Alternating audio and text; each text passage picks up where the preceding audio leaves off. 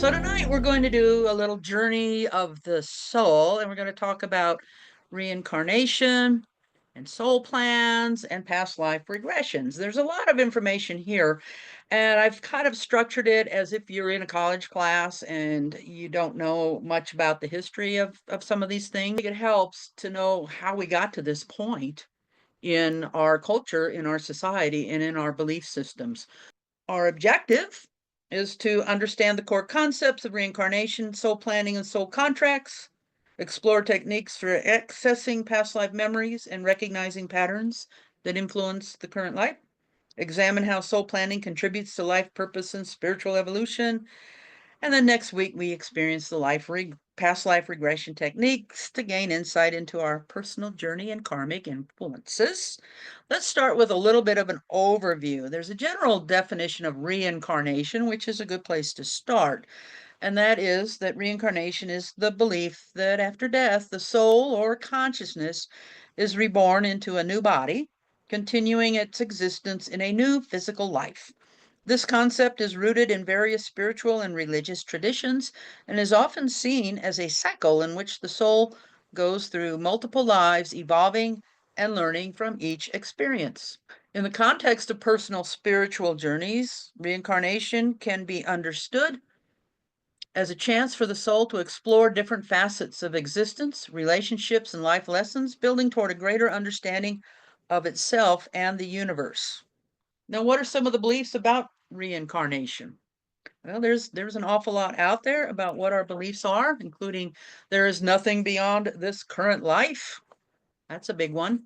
That we do possess a soul, a consciousness that survives outside of the physical death.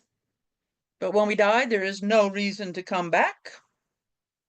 In this concept, we just have one life to give it our all. And then when we die, we may be judged and face heaven, or maybe some form of punishment, a hell, or just a state of limbo. Many religions, often Christian ones, follow this type of belief.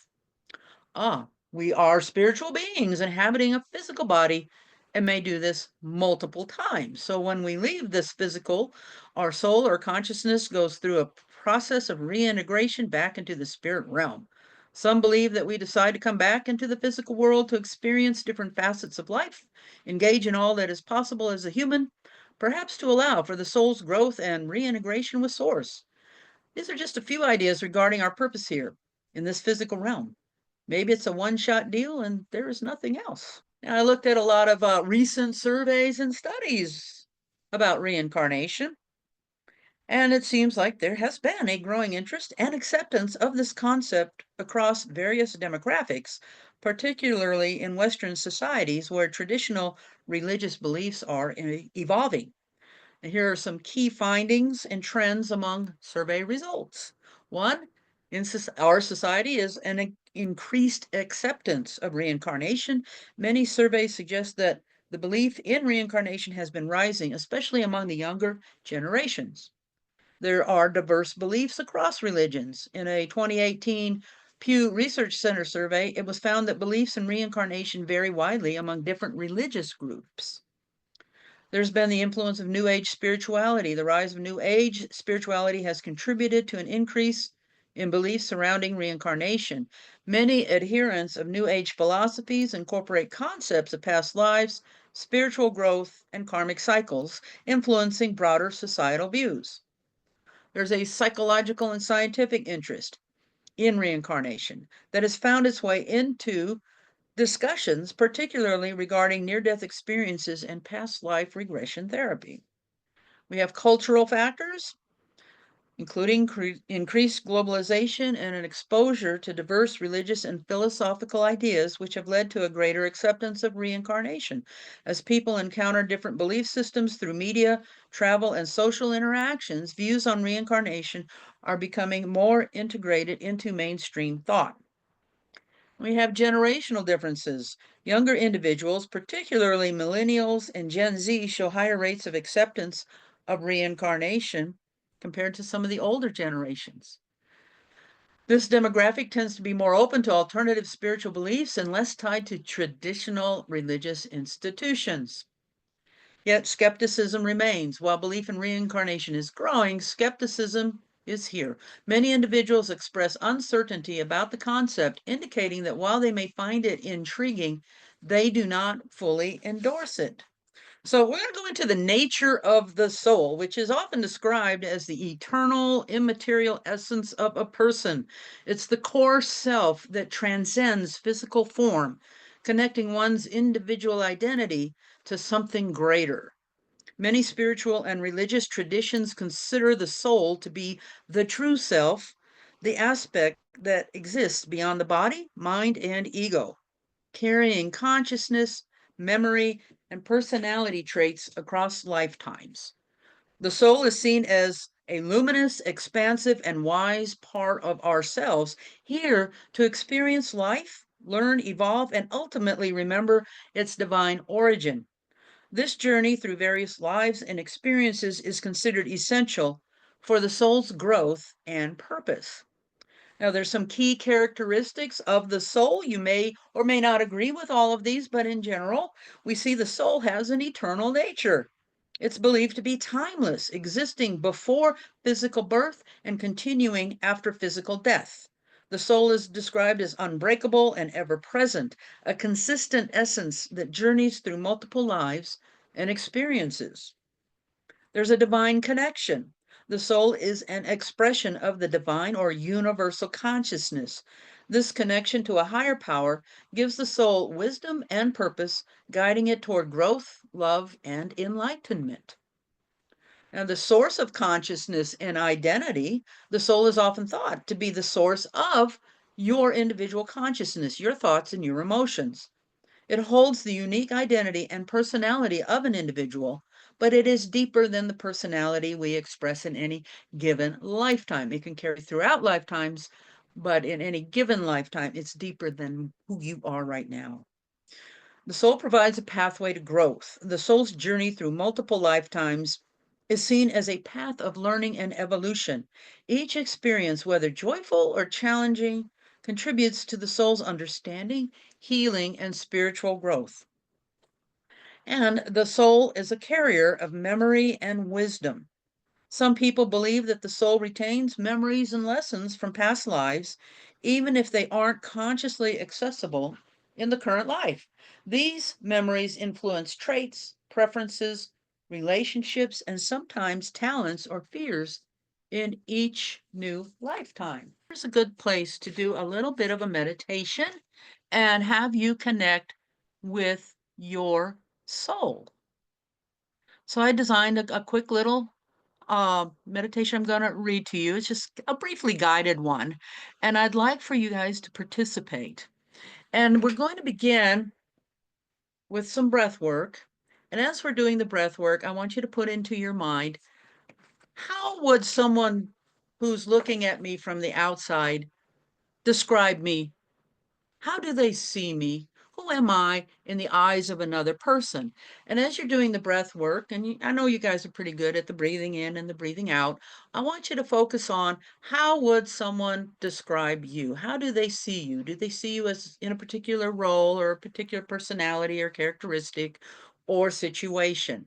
So let's breathe in and out for a minute or two and just think about how someone would view you. Okay? So let's take in those deep breaths.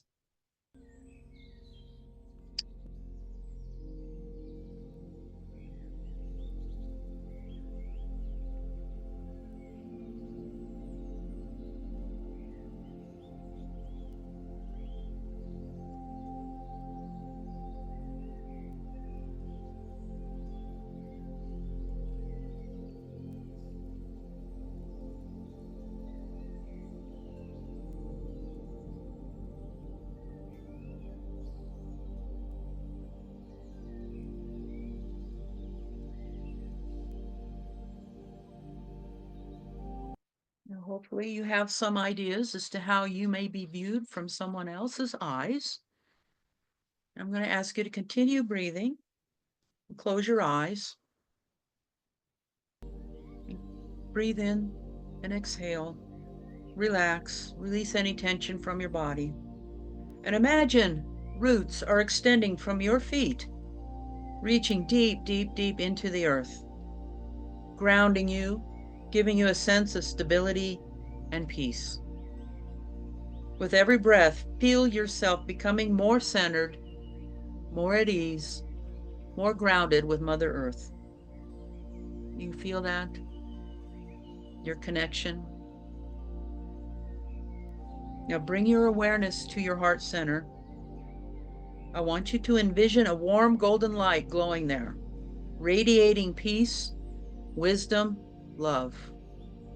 With each breath, this light expands. With each breath, this light fills your entire being with warmth and divine energy. Can you feel it? It's beautiful, isn't it? Feel that. Feel yourself gently lifting into a higher state of awareness, rising beyond the physical, beyond the mind, into the vast space of your soul's essence. Now visualize before you a doorway. It's a doorway of light. I want you to step through that doorway. Feel yourself enter a place of deep knowing and truth. This beautiful, loving, pulsating light. This is your soul. You are meeting with your soul, your eternal, wise, and loving aspect of you. You sense this presence, familiar yet vast, filled with infinite wisdom, for you are filled with infinite wisdom. This is the essence of who you are, beyond time, beyond lifetimes. Feel that soul hugging you and return that hug. And you're going to ask that soul for a little guidance. Ask that soul in your mind or aloud. Ask, who am I? Who am I?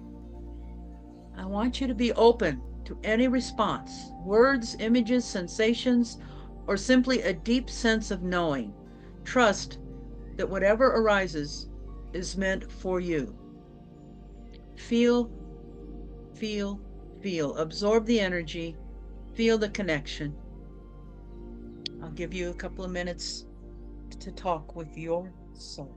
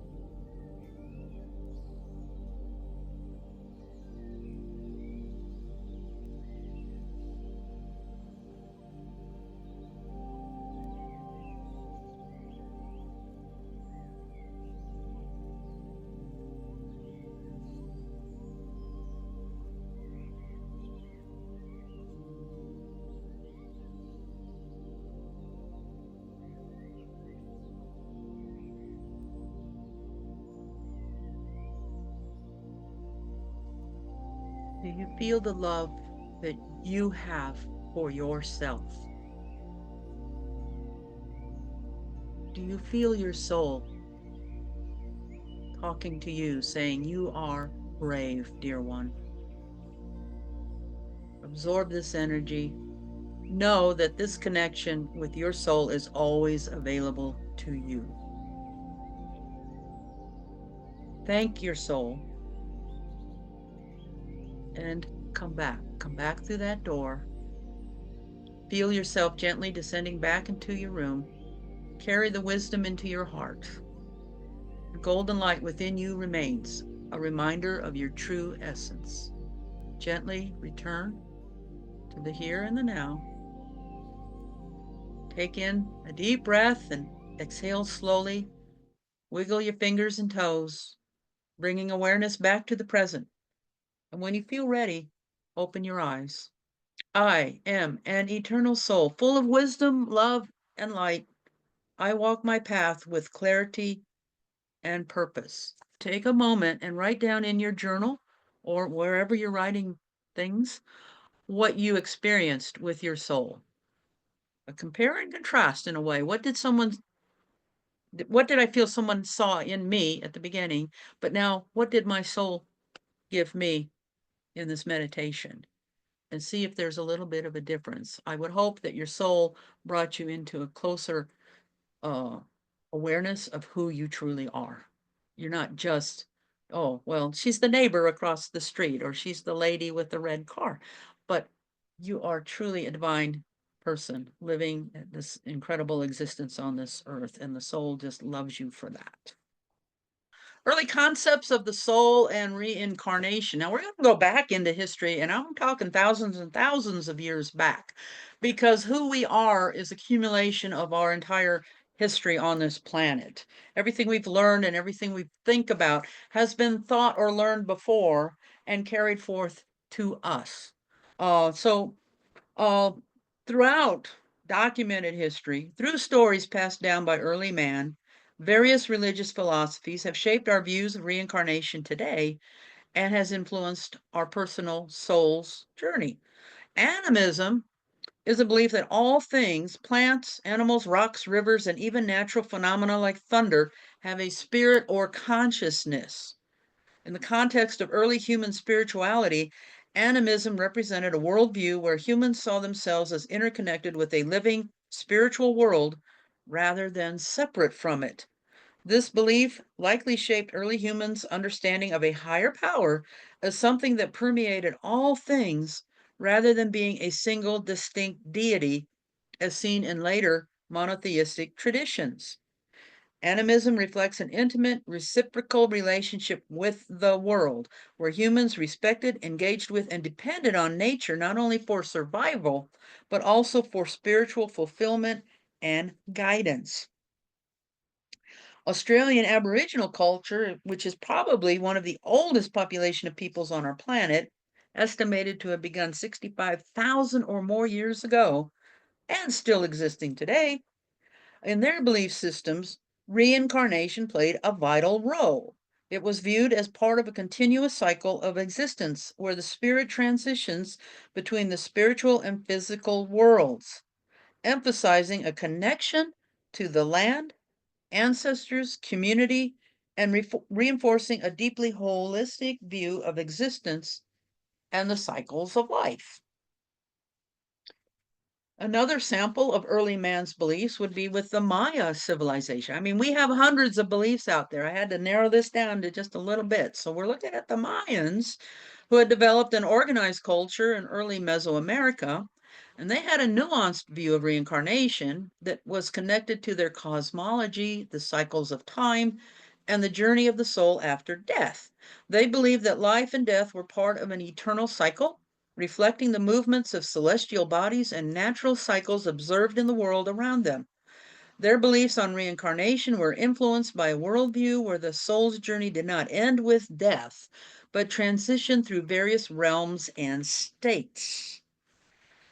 Native American views. There's a lot of tribes out there. The Cherokee were pretty well known for documenting some of their beliefs. They had a written language, and so what we get from the Cherokee is deeply spiritual concepts and beliefs about reincarnation, which are rooted in a broader worldview that emphasized the interconnectedness of all life and the cyclical nature of existence. Key aspects of Cherokee beliefs regarding reincarnation included life as a continuous cycle where the spirit or the soul may return in different forms. This aligned with an understanding of life, death, and rebirth as part of a larger cosmic order. Dreams and visions are considered significant and are often viewed as messages from the spirit world. They may contain insights about past lives, spiritual guidance, and reinforce the idea of continuity beyond physical existence. So, over time, the story of our history shows that the growth of civilization throughout the world included a move from spiritual personal connections to a greater power to an organized belief system. Rituals, rules, a codifying what to believe, along with the move away from a personal connection to a greater power through an intermediary, a priest, shaman, astrologer, mystic, religious teacher, led to the formation of religions as a vehicle to explain man's relationship to higher power. So as early man began to form cities and states and communities, we began to get more rules and more regulations and more ideas about what we're doing here and what it's all about. We're going to talk a little bit about the Eastern traditions of Hinduism and Buddhism. The soul with these groups is seen as a part of a larger cosmic consciousness undergoing reincarnation until the soul reaches liberation from the cycle of rebirth. Hinduism held that reincarnation is a central tenet called samsara. According to the Hindu belief, the soul is eternal and undergoes a cycle of birth, death, and rebirth. The process continues until the soul achieves liberation, which is the ultimate goal. There's a concept of karma as a causal law where a person's actions in this life influence future lives. Good deeds lead to favorable rebirths, while bad deeds result in less favorable ones. The soul is a part of the universal soul, and the realization of this unity is essential. Liberation from the cycle of samsara is attained through self-realization, spiritual knowledge, and devotion, and is seen as the ultimate goal, where the soul reunites with the universal. Reincarnation is a journey of growth and learning where each life presents opportunities for spiritual evolution and the resolution of past actions.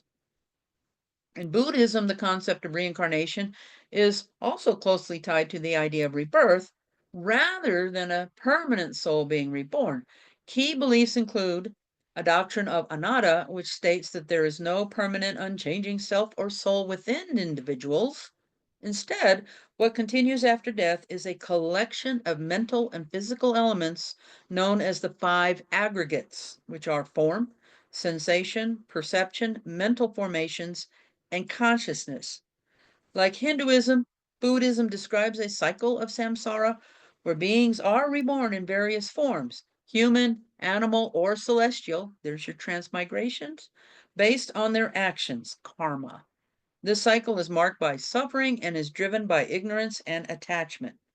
Buddhism presents a nuanced view of rebirth that focuses on impermanence, yet the potential for liberation through spiritual practice. Well, those are some of the Eastern religions. Some of you here probably know a lot more than I ever found out about them, and we could, do a whole series on Eastern religions and their views of reincarnations. This is just a little overview. We'll step a little bit into the Western traditions and early philosophies because we as Western civilized people in US and anywhere else that's listening, Europe or what have you, our backgrounds are in the Western traditions and early philosophies. We have the ancient Egyptians who excelled at organizing and creating foundations for what later became our Western world. Ancient Egyptians had a complex belief system regarding the afterlife, which included concepts related to reincarnation, though it was not identical to our modern understanding of the term. Their key elements were an afterlife where the soul would journey after death. The soul would go through various challenges and judgments. There was a weighing of their heart against the feather of Ma'at, truth and justice. Judgment, if deemed worthy, the soul would enter a field of reeds, a paradise-like realm. But if not, it faced punishment or annihilation. There was the two essential aspects of the soul, the Ka, which represents the life force and was linked to the physical body, and the Ba, which was the personality or individuality that could travel between the living and the afterlife. The Egyptians did believe in rebirth and regeneration, but not reincarnation strictly. They believed in cycles of regeneration, particularly evident in their mythology. The daily cycle of the sun symbolized rebirth and renewal.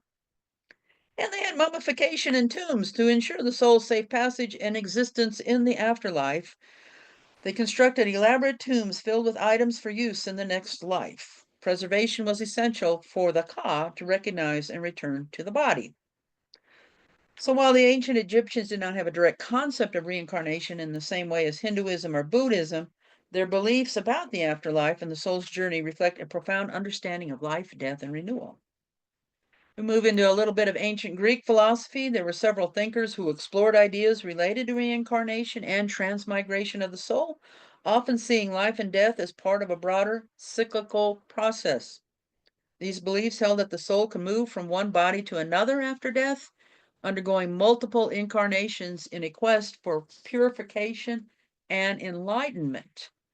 We'll jump to Zoroastrianism. I don't know how many people have heard of that, but it is actually a foundation of what became our later Judeo-Christian Islamic traditions. It's one of the world's oldest monotheistic religions, founded in the 6th century BCE.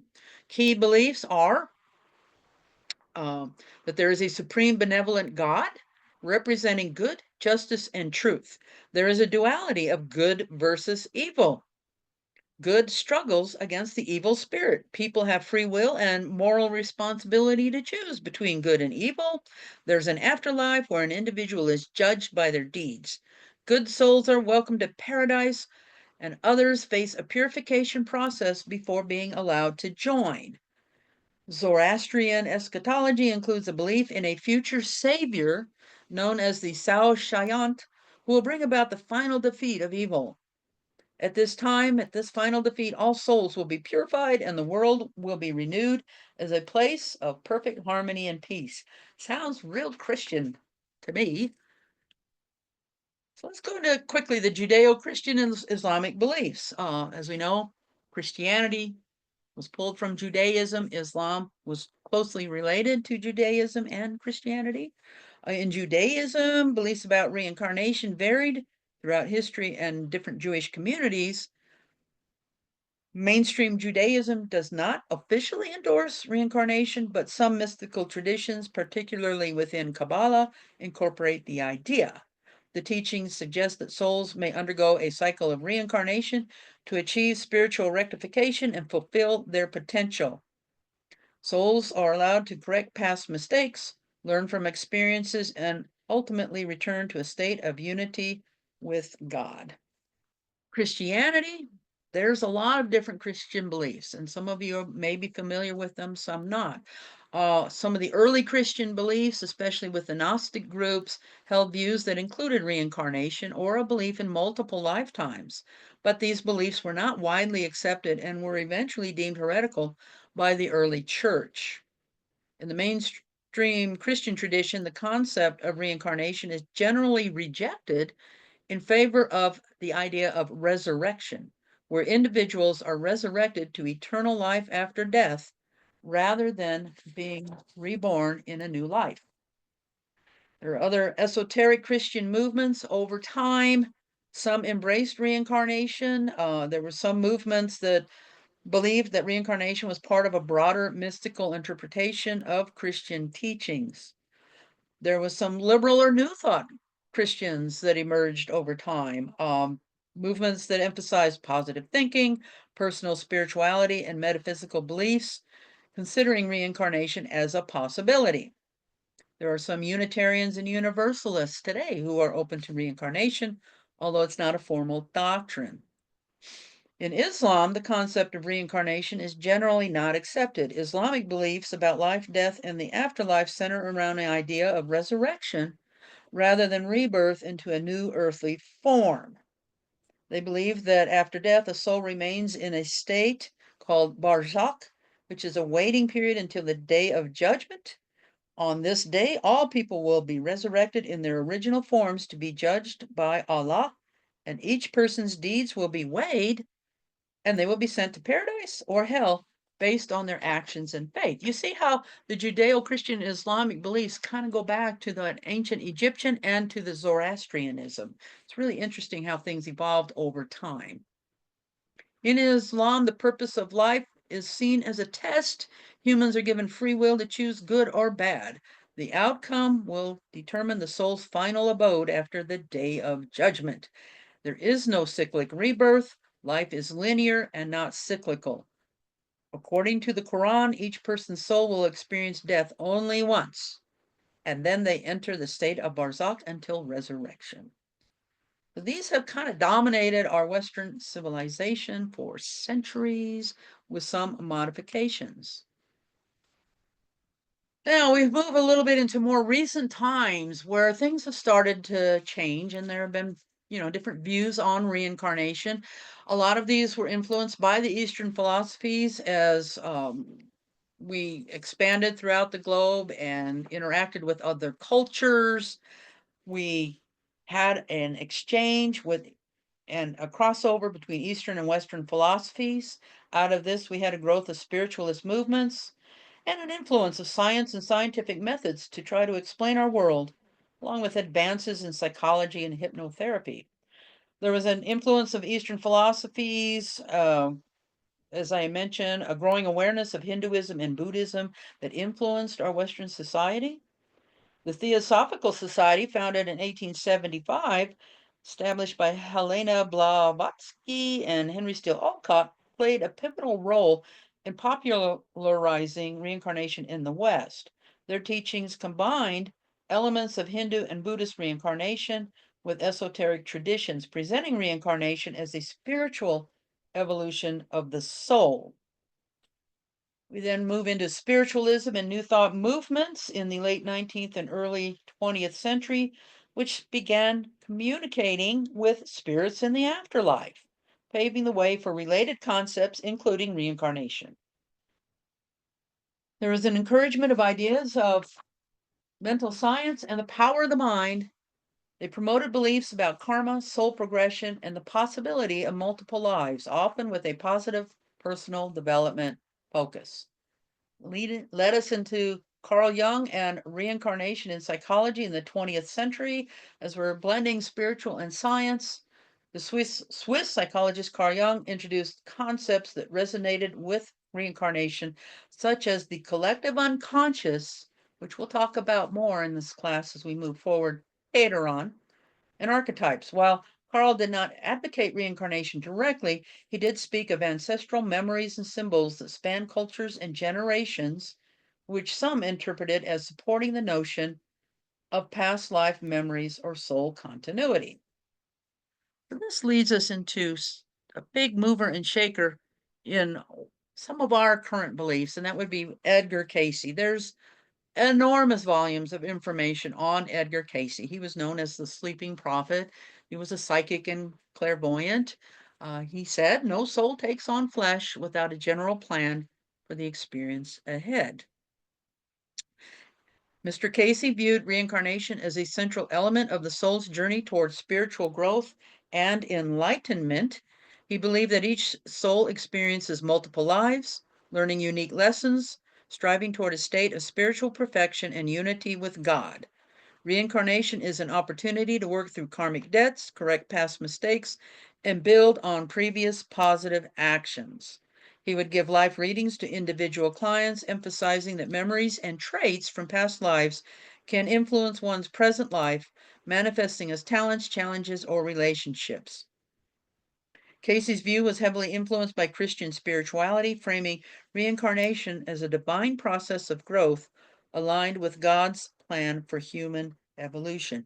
One of the key concepts I had received from Edgar Cayce was this idea that souls select their parents and family circumstances based on what would best facilitate their spiritual growth and fulfill karmic obligations. He suggested that before incarnation, a soul reviews its past lives and karmic debts and collaborates with higher spiritual beings to determine the most beneficial environment for its next life. Part of that is in choosing their parents and their family situation to learn specific lessons, make amends, and achieve spiritual evolution. These choices are not random, but are guided by the soul's desire. The idea that each soul has free will, but also acts within a divine framework that guides it towards spiritual growth. Casey also talked about the Akashic records. I'm sure some of you have heard about the Akash. Some probably know a lot about them. Some maybe this is new, but the Akashic record is a kind of cosmic database that contains the history of every soul and its experiences, intentions, and thoughts throughout time.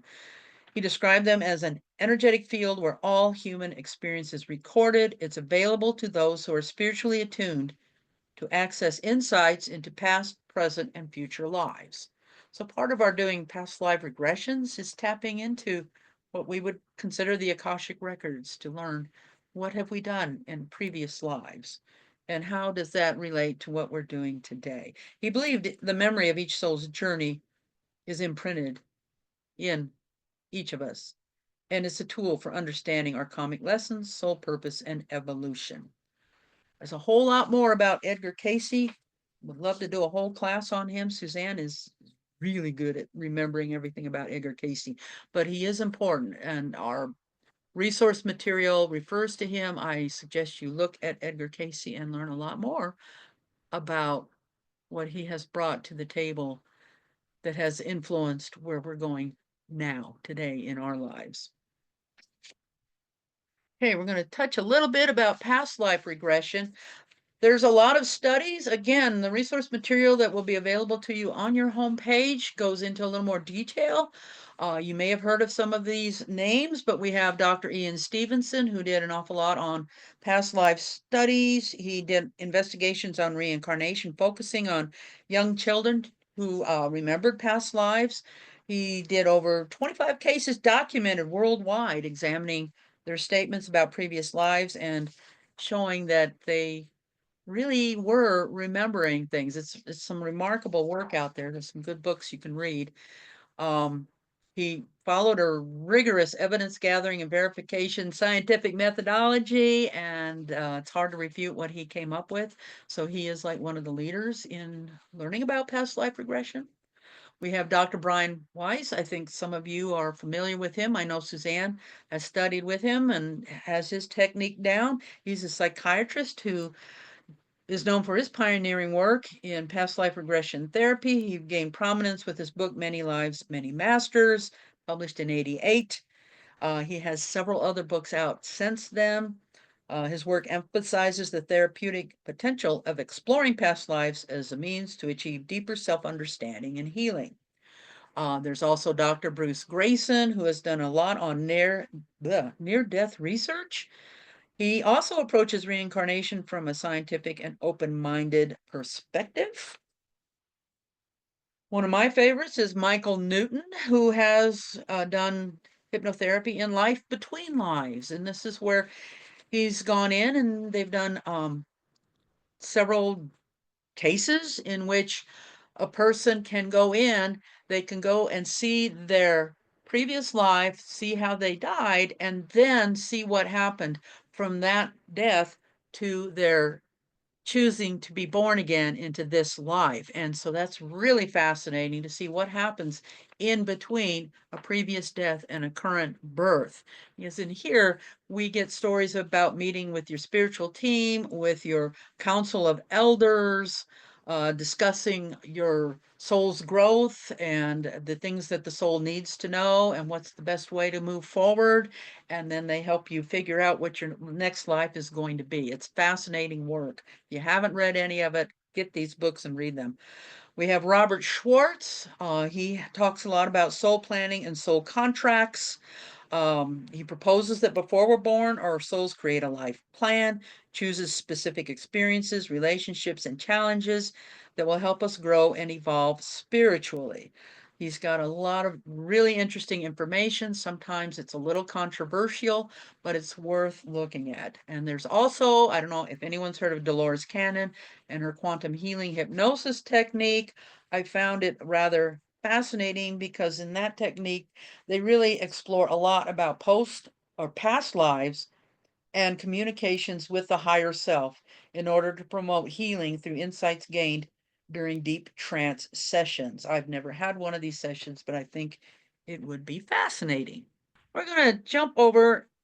Quantum mechanics is a really deep field, and there's a little bit of material on the homepage that you can look at if you want to get into it.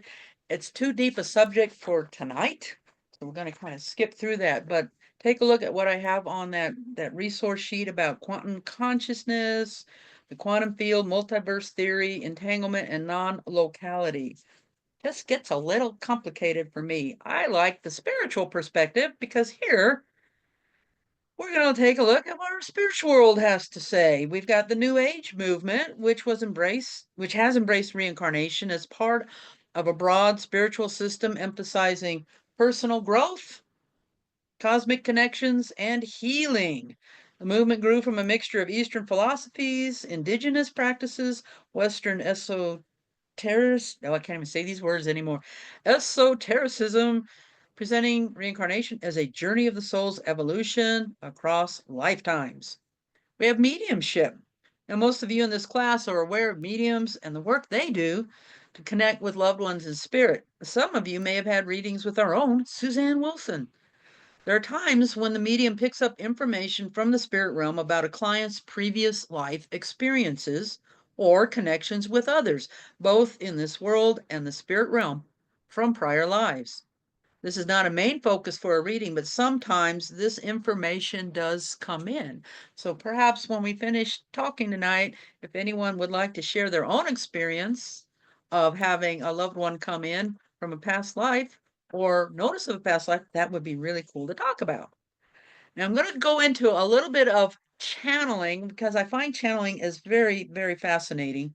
Um, it's a form of spiritual communication, and reincarnation has been expressed through a number of channelers. Now, a channeler, for those who may not be aware, is an individual who acts as an intermediary between the physical world and the spiritual realm. They can receive and convey messages from non-physical entities such as spirits of deceased individuals, spirit guides, angels, or higher dimensional beings. Through their abilities, channelers provide insights, guidance, and sometimes healing for those seeking answers from beyond the physical world. Now, here's a sample of some of these channelers. Again, my reference material that you can look at has a lot more information, and there's links where you can go in and learn about Maurice Barbanel and his channeling of Silver Birch. Maurice is a prominent British spiritualist, medium, and writer, founder and editor of Psychic News, a leading spiritualist publication.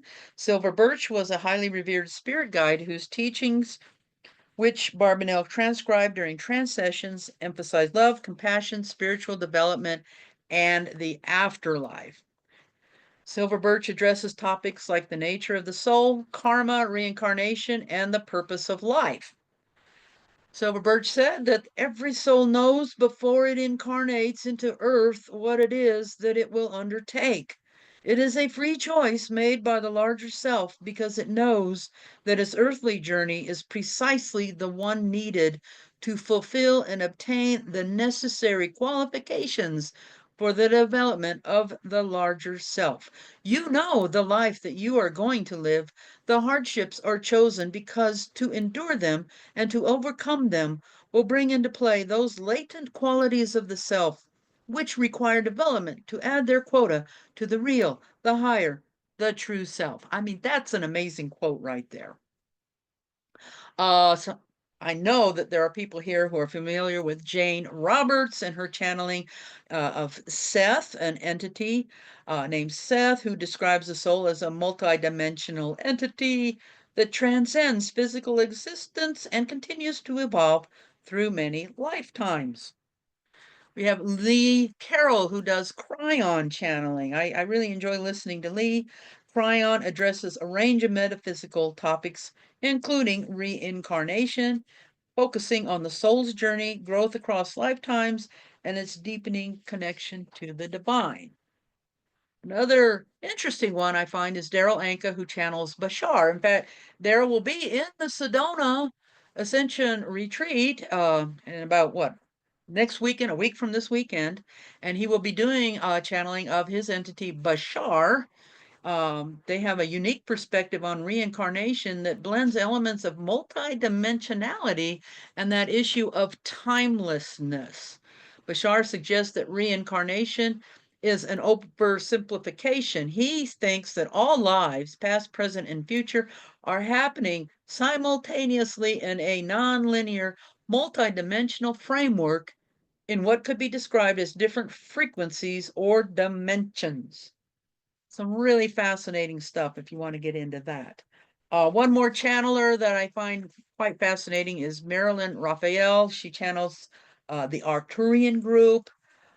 These are a group of Arcturians, apparently extraterrestrials that come, and there's messages posted usually every other Sunday on her website. The link is in our resource material. And the Arcturians claim that souls choose to evolve through Earth school and to learn from their lifetimes lived as every skin color, both genders, lives sometimes short, lives sometimes long, some difficult, some not, experiences that only a three-dimensional planet can offer. So there's a wide range of perspectives on the spiritual end, on reincarnation, and why are we here, and who am I as a soul? Why am I here? This is harder than I thought. Is suffering really necessary? Yes and no. If you had not suffered as you have, there would be no depth to you as a human being, no humility, no compassion. You would not be reading this now. Suffering cracks open the shell of ego, and then comes a point when it has served its purpose. Suffering is necessary until you realize it is unnecessary. A quote from Eckhart Tolle.